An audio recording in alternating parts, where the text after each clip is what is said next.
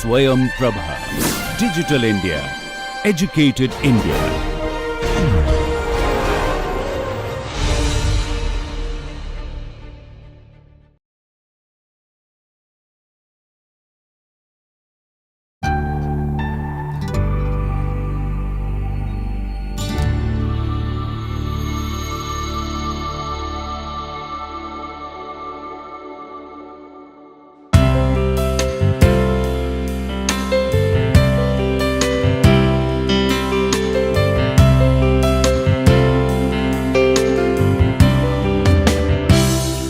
Welcome to lecture 10.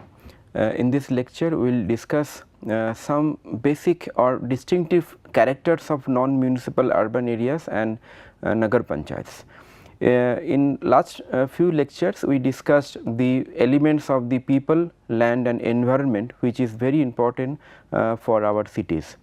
Now, why we have brought this lecture? Because in urban governance, whenever we manage the municipal corporation or municipality, they have a distinctive legal status and their capacity. But apart from the larger municipalities, corporations and the in some cases Nagar Panchayats are there are large amount of urban areas which does not have any statutory local bodies, and they face a very distinctly separate type of problems. So, we at least address and we know what type of problems are there and their issues are there and how to cope up with these issues.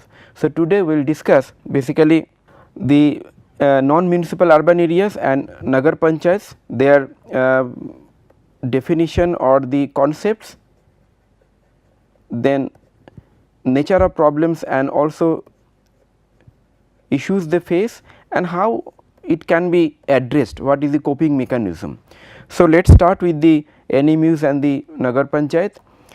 So, the names suggest that it is non-municipal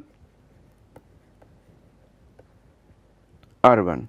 So, in the beginning we discussed that there are various urban areas which are urban in terms of their nature, because predominant populations they are working in non-agricultural production sector and they have some amount of density and the population as per the census it is more than 5,000, but it has not achieved or given the municipal status by the respective state government. So, as a result those urban areas are basically controlled or managed, governed by the rural local bodies, that is panchayats. So, those are called non-municipal urban areas. Now, these non-municipal urban areas could be distinct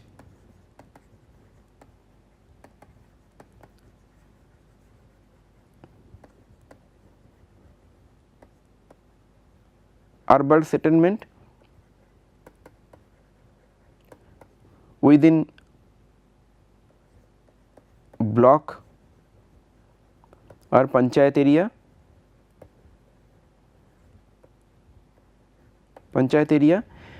or this could be urban area which is contiguous with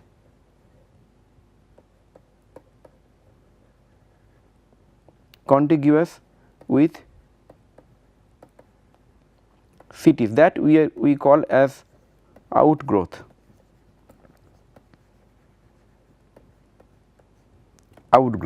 And apart from that, the Nagar Panchayat are the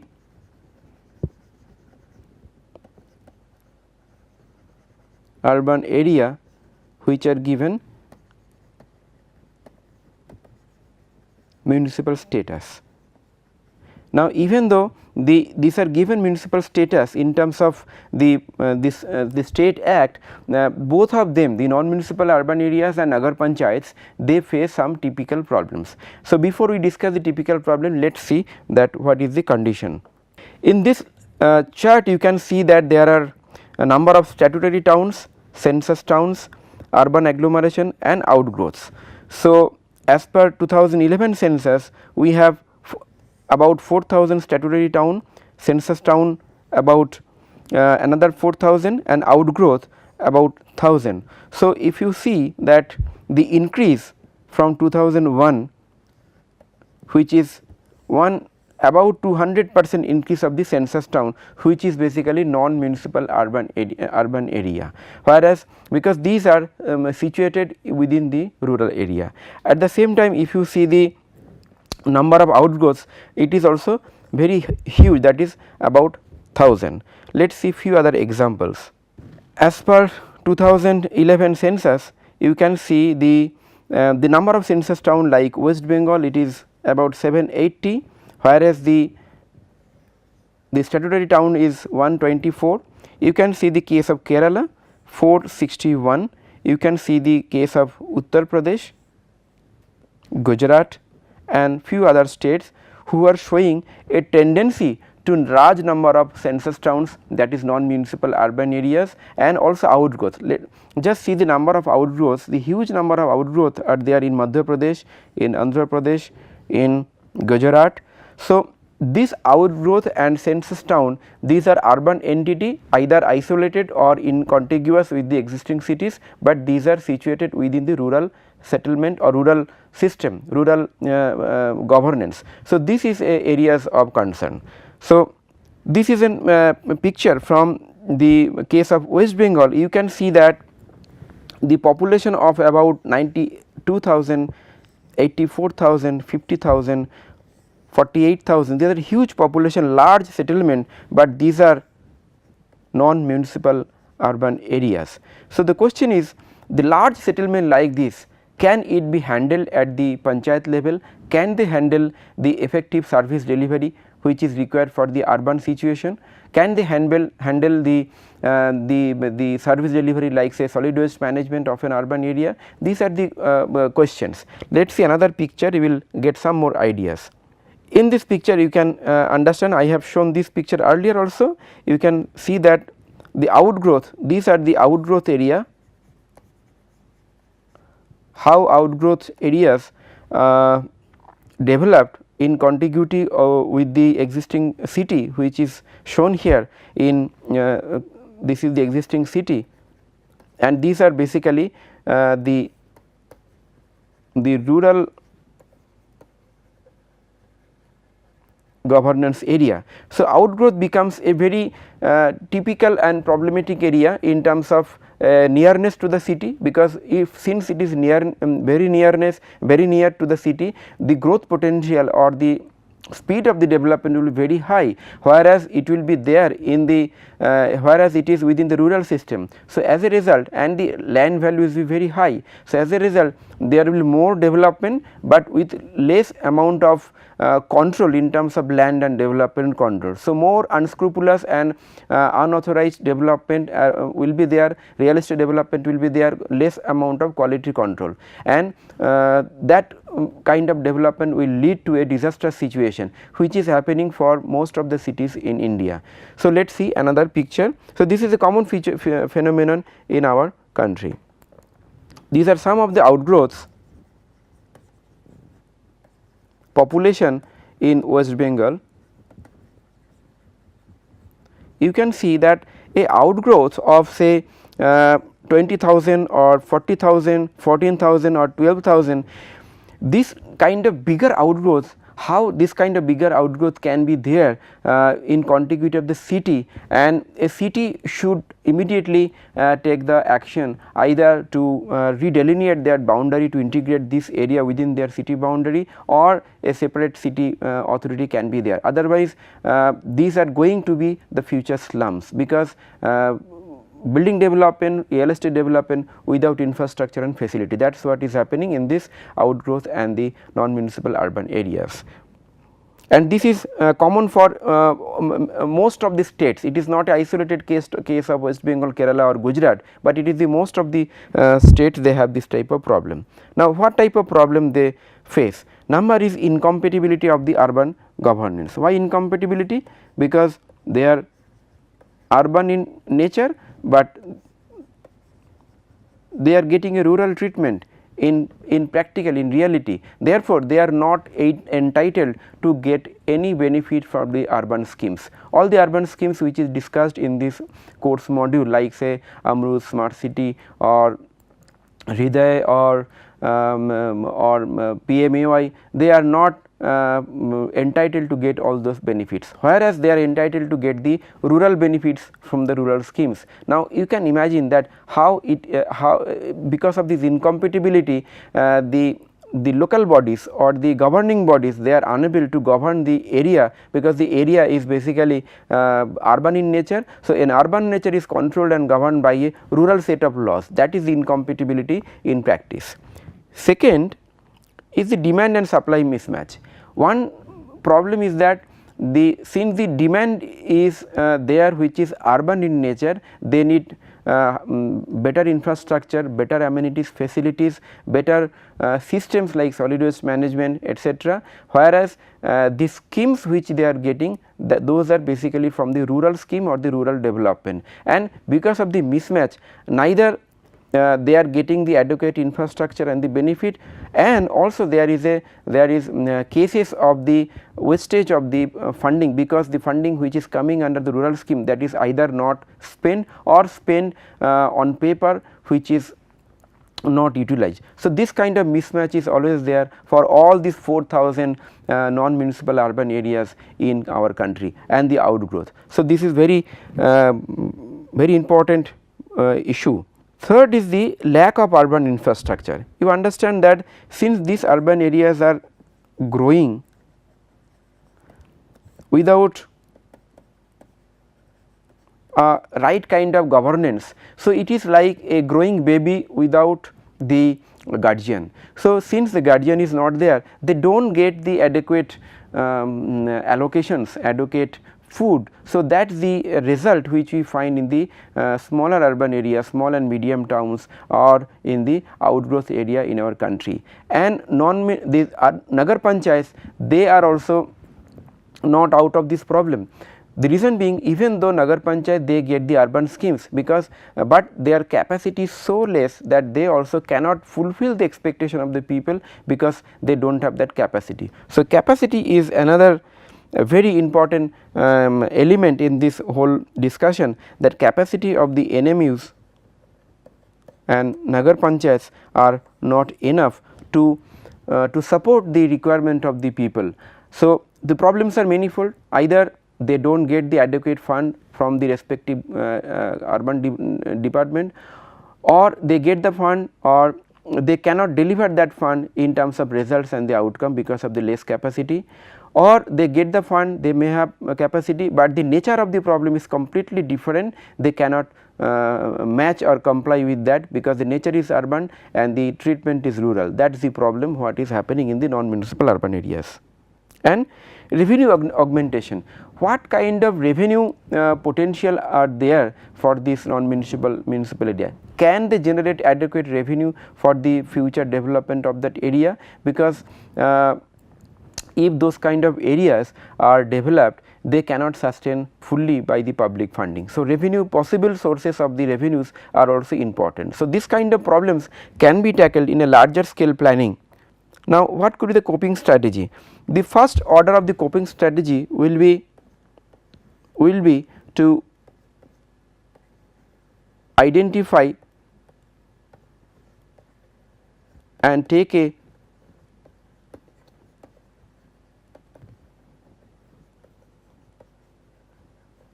strategy, so that some of the non-municipal urban areas and they could be brought under the Nagar Panchayat system, more number of the urban areas could be Nagar Panchayat system. So, that at least 10,000, 12,000 or 15,000 population and which are first growing, those should not be deprived of the urban amenities and the urban allocations. Second, so here you need a Nagar Panchayat system, and not only that, if you make a Nagar Panchayat system, you have to make a system of the capacity building.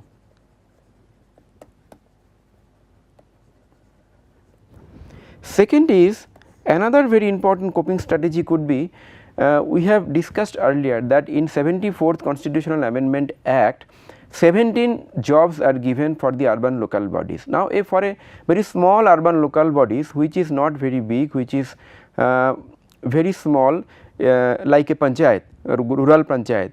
So, how they can deliver all those 18 jobs? So, for them, can we give a give a can we give a phased out plan so that they can develop their capacity and then after some time can deliver all the function. So, some essential function they can target right now. So, can there be a phased method of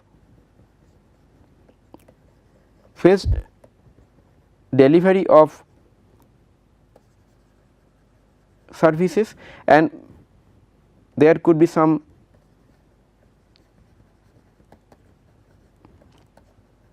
essential function followed by the rest. This could be a kind of a strategy, so that a Nagar Panchayat or a non-municipal urban areas which is to be converted to Nagar Panchayat can humbly start a initiative where they can initially satisfy the people with the common infrastructure, then slowly they can start building on their own and they can plan, they can do other amenities. Few states like Tripura and some other states, they have started strengthening their Nagar Panchayat system with very dedicated small size of the organization, even though the identified capacity of the identified size of the organization is not very big, but those are dedicated. And another very important aspect in this regard is that can there be a flexibility of the urban schemes, so that they can take the benefit of the urban and rural both in some way. I do not know what is the exact solution for this, but some amount of flexibility is also required in terms of allocation and the funding. So, this is a larger issue which need to be thought at the apex level, but as a urban professional I feel that you should start thinking about all these emerging issues so that you can work and you can deliver on this ground. So, few years back there was some concept of core municipal function, and some of the committees were made by the Government of India like Zakaria committee, and then Finance Commission made some recommendation, Planning Commission. So, in those core municipal function you can see that water supply, drainage, road and works, street lighting, etc., all those are mentioned as the core municipal function. So, if this core municipal function is allotted or mandated for the Nagar Panchayat and non-municipal urban areas, and then they can build upon that, that could be one situation or one solution. So, this could be a very important method. Second is the second we discussed the capacity building. In the capacity building I told you earlier that capacity building for the urban local bodies or urban development is a centrally controlled program, and under this program only municipalities and the corporations are enlisted.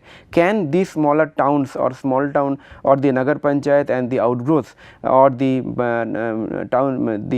non-municipal urban areas, can they also be included in this program, so that they get also some amount of benefit? Rather, in my view, that the more emphasis should be given to the capacity building of the smaller towns, because the smaller towns which is smaller right now, after some time this will be bigger, and if we do not do the capacity building, ultimately they are going to make slums, none other than slums and squatters and the shabby areas in the cities. So, if we want to prevent slums for the future, rather than curing and taking the reactive actions, we have to identify the smaller towns and we can develop their capacity, so that from the core municipal function to the higher municipal function they can excel and they can function properly. Right, this you can, in this picture you can see that they can start with the road and street lights, which they do for all the cases, then sanitation, primary health centers are there in the rural areas also, that could be augmented. The water supply, now this water supply, if they cannot afford a centralized water supply, they can make clusters with other areas and make a group and make then they can have the larger setup of the water supply, then primary education and so on. So, from the present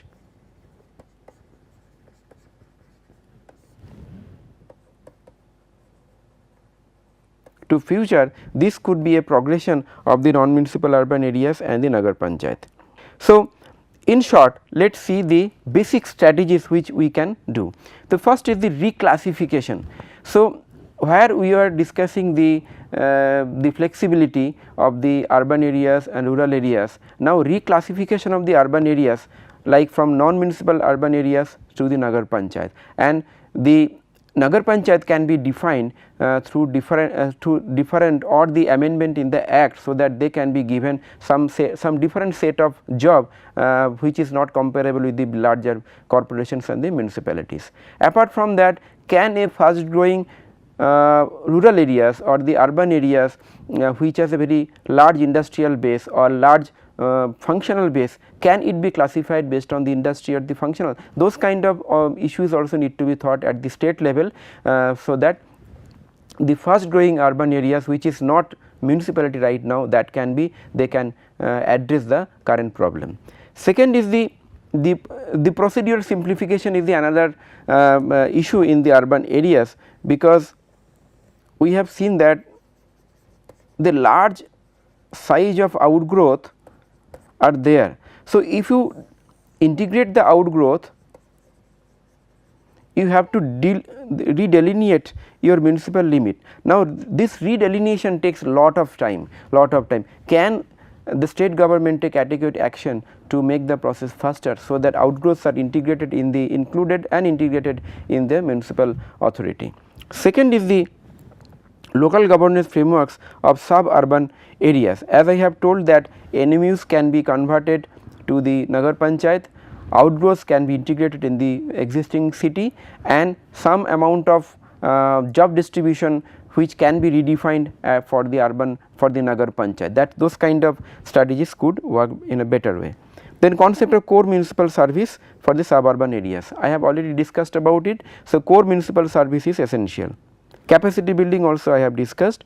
Here the major issue is that how much capacity in terms of the manpower you allocate from the state government at the local level, how many people like engineers, planners, they are there in the local government level or the Nagar Panchayat level, and what will be their knowledge and skill level to deliver the urban functions. For that, integration with the Nagar Panchayat and NMUs in the capacity building activities which is going on for the municipalities is also important.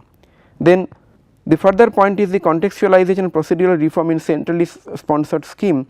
This I mentioned earlier, that all the centrally sponsored schemes either dedicated for the urban areas or rural areas. So, but the transition from the rural areas and urban areas is gradual, is not very random and fast. So, it is in this gradual progression, there is no scope for allocating the fund or allocating the projects based on the situation, either urban or rural, either it will be urban or rural. So, for the areas which are basically growing or are in the transition space, for them there should be some avenues or some flexible amount of opportunity in terms of urban schemes and rural scheme, because in those cases some areas could be urban, some areas could be rural. Those kind of contextualization and flexibility is required.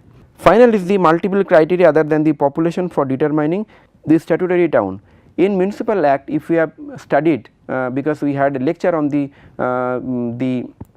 legal provision, you must have seen that population is the basic criteria for the municipality, and today we have seen even the population is bigger, like 30, 40, 50,000, they are not converted to the municipalities in many of the state government. Now, this scenario, to avoid this scenario, can there be other type of criteria other than the population, for example the regional importance, for example the economic importance, for example the growth rate. Sometimes some municipality or some smaller urban areas could be having lesser population, but the growth rate can be so high that within few years, till you do the next census after 10 years, before that it will become a very large urban areas, like few thousands, like 20-30,000. So, can there be some other criteria which can tackle their problem as a preventive measure, not as a curative measure, so that before it becomes a slum or very congested areas, we can tackle the development, we can make the planned provision through the